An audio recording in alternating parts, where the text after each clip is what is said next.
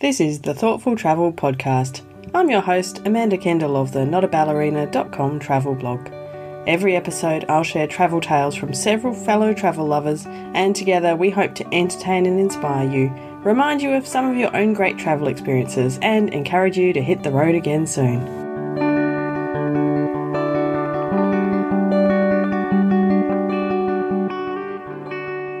Hello and welcome to episode 197 of the Thoughtful Travel Podcast. We're getting perilously close to episode 200, which I'm a bit excited about because it's going to be a very special episode.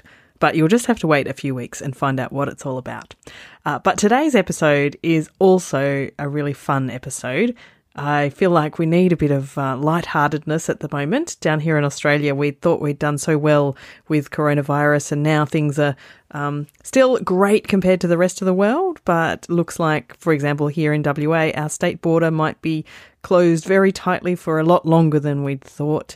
So, it's not great, but we're very grateful to be living in somewhere that's pretty safe. So anyway, that's why I've been trying to find some more really fun episodes. And this one is definitely fun with some just gorgeously heartwarming stories.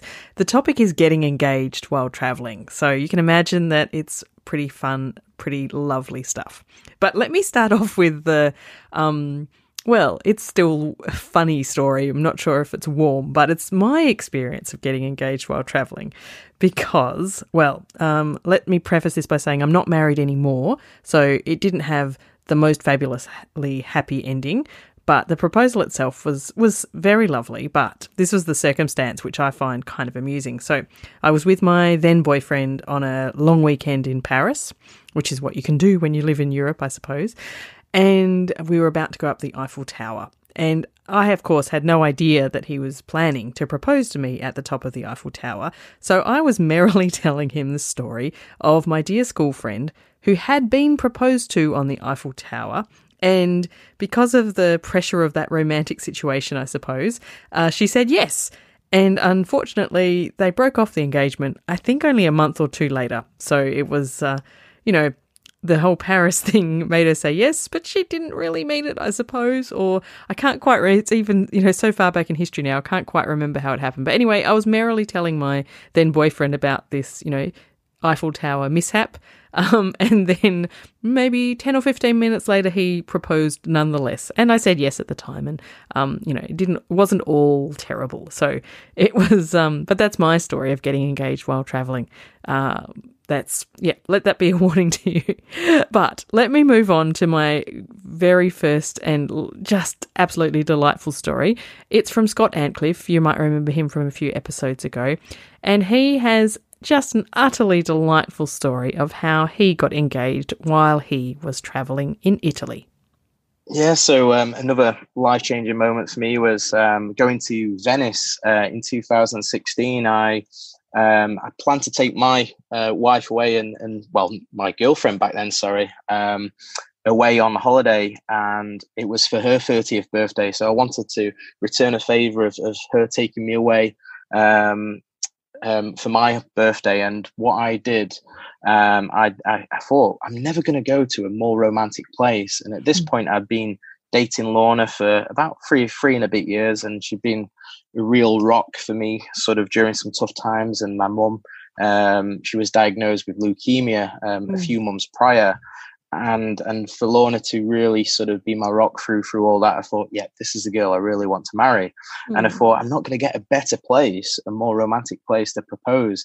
So I spoke to her parents before I planned the holiday, and I told them about my idea. And fortunately, they agreed and said, yep, you've got my permission and our blessing to marry Lorna.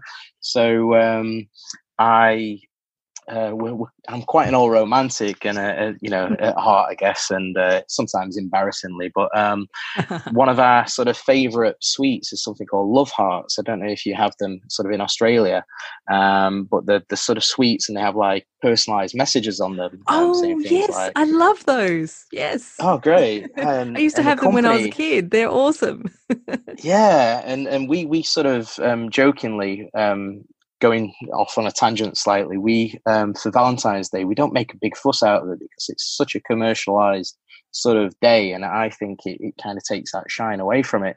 So we jokingly we buy each other love hearts on Valentine's Day, and maybe like a little bit of a present, and we've done that since we got together. And so what I did, I got a packet of these love hearts personalized by the company, and I got on the wrapper of the love hearts to Lorna. I love you with all my heart. Will you marry me? And what I did, I put the packet of love hearts in like a silver heart-shaped trinket box, and they were placed on top of the ring. And so when I went to Venice, I proposed to her on her birthday on the 10th of May. And I wanted to go on a gondola, and I thought that'd be a cool way to do it.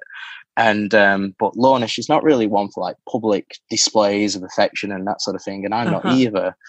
So when we went on this gondola, the guy decided to take us. The gondolier decided to take us all around the more busier sort of canals, and I'm thinking, oh no, this is going to be a nightmare if people see me sort of proposing to her here, and she'll be really embarrassed. And we went down like the Grand Canal and different places, and really sort of busy sort of canals. So he then went down a spot what was quieter, and I thought, oh right, this is it. And so I kind of sat at the side of her. I didn't want to get down on one knee for fear of maybe tipping over the gondola. Yes, that's true. That would be tricky balancing. Exactly. And so I thought, well, I'll just, sit at the side of her, and I said, oh, Lorna, you've been my rock through everything. It's really meant so much. I've got a little present for you, what you've not opened from this morning. And she opened up the box, and she turned over the love hearts, and she saw the message there, and tears just started streaming down her face. Aww. And I said, oh, I take it that's a yes. I said, will you marry me? She said, yes, absolutely. And the gondolier, he was oblivious to all this, and he was saying things like, on your left hand side, this is the famous building. On the right-hand side, this is the Museum of Architecture. And he was oblivious, and we're just there laughing away. And it was a very memorable trip, and a place that will always be very special for us. Oh, that's fabulous. What a special moment. Oh, and I love it. So not too much public attention if the gondolier doesn't even realise what's going on. So you guys could just have your private laugh together and enjoy the moment. Isn't that just a delightfully thoughtful proposal? I love it. And funnily enough, it has something in common with my next story from Dianne Bortoletto. Basically, the bit in common is that there's someone else there who's not quite aware of what is going on. But I'll let Di tell you that story herself. Well, just to put it in context, Andrew and I had been together for 14 months, not quite, 14 months since we had met. On our second date, I said to him, next year I'm going on I'm taking long service leave, 6 months, I'm doing a really big trip to Egypt and South America, and if you work out, you can come, and he was like, oh, okay. That was very upfront with you from the get-go. I love it. Fair. I mean, travel is important. So, and to me, then it was the only thing that was, kind of important, and not much has changed, except there's a few other things on the list now. Anywho, so 14 months ticks along. Things are serious with Andrew, and he decides to come. He didn't want to go on that trip, but we planned 7 weeks in Italy together, and then I was going to continue on and do Egypt and South America with a good friend of mine. We both had long service leave. We've been planning this trip for 5 years, like talking about it. So it was a really big deal. So 7 weeks in Italy, and we're ready to go. We have a stopover in Hong Kong on the way, which is a 16-hour layover. I'd booked an airport hotel, so we had a place to, have a sleep if we wanted, or freshen up and have a shower. And I'd booked a restaurant for lunch and another one for dinner in that 16-hour window that I'd read about. And we went to lunch first, and that was great. And Hong Kong at that time was so sticky and sweaty and hot and humid. Yeah, it was. It was, after a little while walking around, it was just unpleasant. And I said to him, look, let's just go to the restaurant where we're having dinner. We'll find somewhere just to sit down in air conditioning and have a drink and wait until our reservation. And on the way, we happened to go past like a massive row of like jewelry stores. And one of them was called Man Fook, spelled F-O-O-K, Man Fook Jewelry, which sounds a bit like a naughty word. So I got the giggles with that. And I also thought that, you know, I had a sneaking suspicion that Andrew might propose to me when I got back from the trip after Egypt and South America. And, you know, I didn't even know what sort of engagement ring I wanted. You know, I wasn't one of these girls that was like, oh, I want a rock that's this particular size and this particular style. Anyway, so we saw these jewelry stores and I started laughing at Man Fook jewellers. And I said, you're making me giggle now. And I said to him, I said, oh, why don't we just go in and have a look at rings while we're here? And he's like, good idea. And I thought, oh, that was a bit easy, but great. So we walk in and it's air conditioned. Oh, thank God. Most important part. Oh, the relief, yeah. They sat us down and gave us some iced tea, which was very nice. And then I was trying on the most gaudy rings that you can imagine and really massive rocks, like hugely expensive. Like no way in a million years would I even conceive such an engagement ring. You know, like, firstly, I'd rather go overseas and travel. Exactly. I'd rather spend the money on something else. Yeah, totally. Anyway, we're there and I ended up putting on a little very pretty ring that once it was on my finger, I just went, oh, I like that. I actually like that. And Andrew was like, yeah, I really like that as well. And I had one in the same style with a bigger diamond, like twice the size diamond. I tried the bigger one on and the lady behind the counter goes, oh, you get the big one. You get the big one. And I was like, no, I'm just trying things on. And I said, no, I think the smaller ones actually suits me better. And Andrew goes, so you're going to be happy with that then? I was like, what? And the lady behind the counter goes, I give you tax-free price, special price today. I give you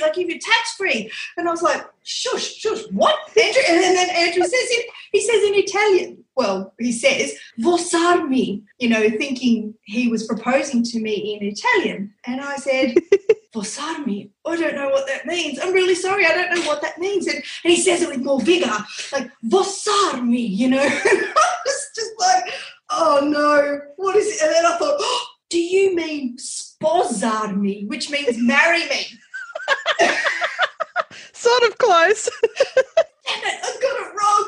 And I'm dying with laughter, like dying. Meanwhile, the lady behind the counter said, tax-free price, I give you 40% off, as fun as cheap. You come back here, we exchange your ring for big one anytime, for a lifetime, 40. I'm like, shush. What? And then Andrew's sitting there and he's like looking a bit, you know, shocked and he goes, well, oh, yes. I gave him a big kiss and hug and the lady goes, oh, this happened now. And I'm like, oh, my God. Yes, read the room. Pulls out his credit card and pays for the ring, and I just, honestly, I couldn't speak for 2 hours. I was just like, oh my God. I mean, I was 37. I'd had a few false starts with relationships, you know, so I'm just not sure it was ever going to be my fate, you know, but yeah, it was just totally unexpected. And I suppose for him, he just wanted to put a ring on it and make sure that I came home, so to speak, after the big trip. And we had the dinner we had that night was spectacular. It was hugely expensive, but, you know, we didn't care. We had especially didn't matter then, you just got engaged. two bottles of expensive wine, and then, had a good sleep on the flight after that. So just to finish off that story, Di and Andrew did end up then spending, I think it was 4.5 months apart while Di travelled through Egypt and South America, because you don't want to give up your travels for anyone, and I agree completely. But then they did get married in actually a surprise wedding.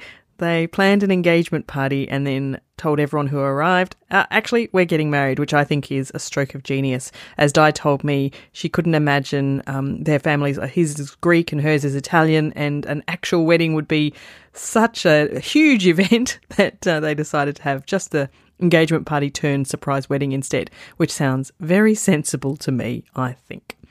All right, now my final guest today is Cindy Siano, and we are heading back to Europe for this proposal, but that's all I'm going to tell you for now.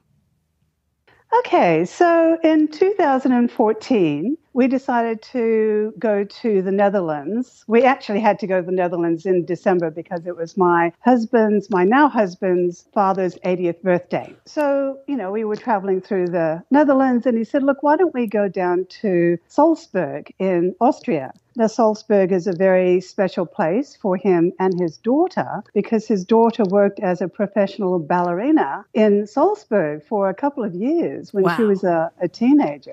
She's an amazing ballet dancer. That's another story. Anyway, so we, had seen all the relatives in the Netherlands, and we hopped on a train towards New Year's Eve. It was probably, the last couple of days in December. And we arrived in the evening by train in Salzburg, and during the day, 5 inches of fresh snow had just fallen. Oh, beautiful. And me from Perth is like, oh my God, look at all the snow.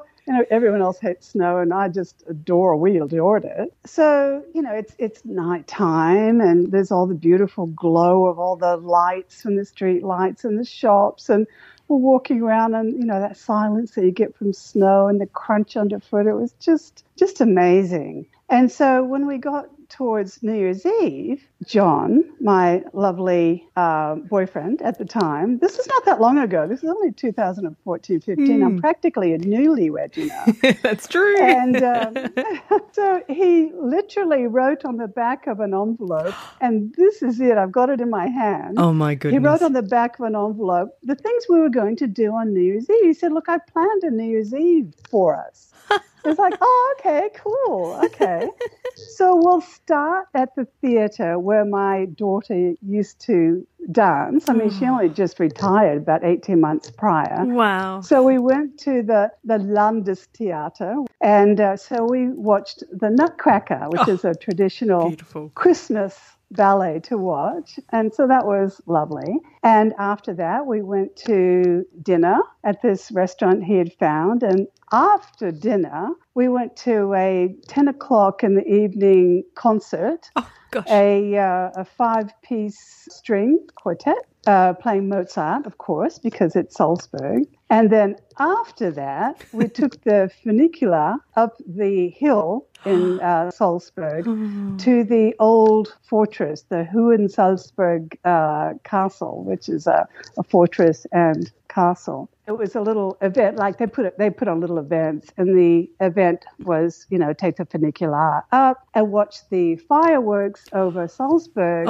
while you sip on a glass of champagne. And of course, it's high enough up. It's about 500 meters up. It's high enough up that we were actually looking across at the fireworks and down at them. Wow. And they were like so condensed and prolific. Like, the Austrians love their fireworks. And so it was just, like we just had this amazing day, and, we're looking at the fireworks, sipping champagne, and he popped the question at midnight. Oh. And of course, what was a girl to say? Oh, no, I'm not in a very good mood. No, I wasn't going to say that. I haven't had such a good day. Yeah, I don't know. Yeah, exactly. Could have been better. Oh, that's amazing. He's a keeper. He certainly is. Look, he did say the next day, look, it was, a pretty good day, but do you mean yes? Like, do you want to get married? He thought maybe he'd talked you into it with the fabulous day.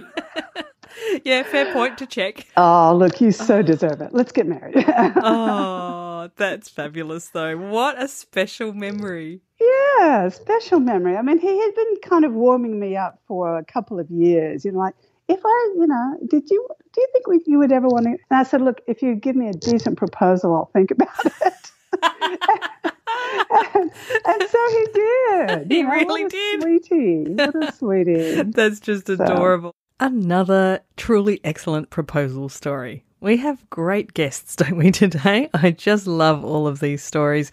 Each one of them, editing them, has just made me smile again and again. So I hope they've had the same effect for you.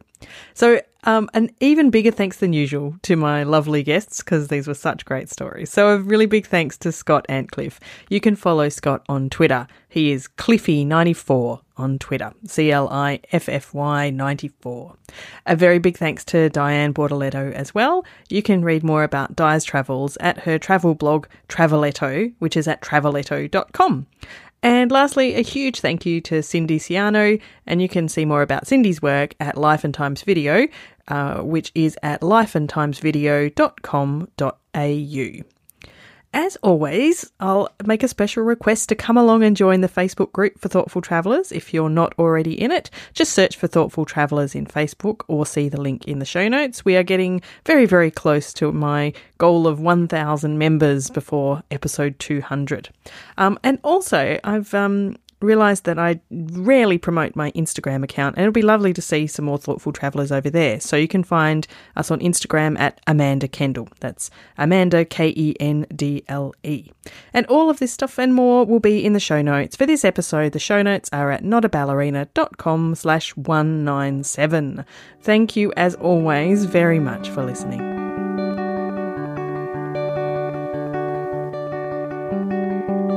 This has been another episode of the Thoughtful Travel Podcast.